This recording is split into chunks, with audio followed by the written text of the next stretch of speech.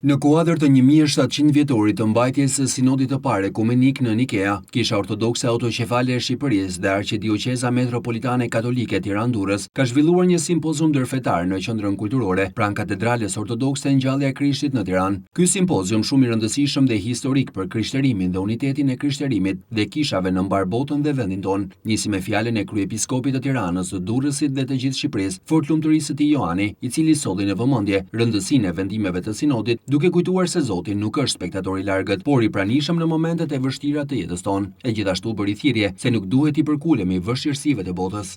Sinodi formuloi themelet e besimit që mbeten të pandryshuara për 17 shekuj. Ai qartësoi natyrën e Krishtit dhe marrëdhënien e tij me Atin qiellor. Etrit e Nikes, me mpretësi teologjike e dallim shpirtëror, arritën të formulojnë me saktësi të jashtëzakonshme të vërtetat e besimit. Shembulli i tyre mbetet baza e organizimit kishtar deri më sot.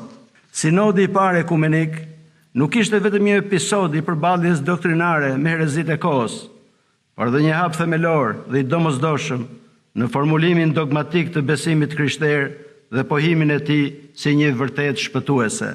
Simboli i besimit, i formuluar në Nikea dhe i plotësuar në Konstantinopol, është faktori unifikues për të gjithë të krishterët.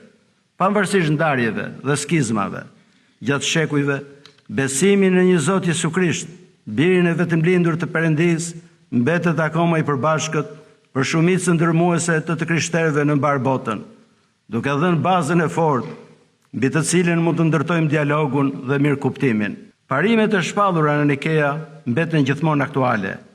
Besimi në Krishtin Perëndi njeri, që u mishërua për shpëtimin e botës, ofron mundësinë e tejkalimit të asaj që është e pamundur për njerëzit.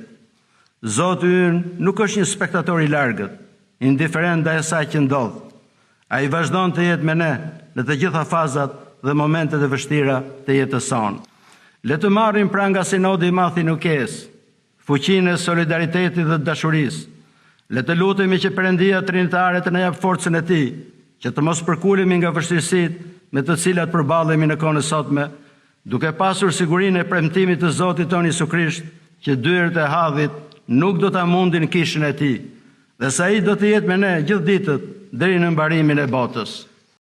I organizuar në nxitjen e perandorit të Konstantin në sinodin ekumenik të vitit 325, morën pjesë 318 peshkop të kohës, duke i dhënë formë unitetit të mes të krishterëve në mbar botën.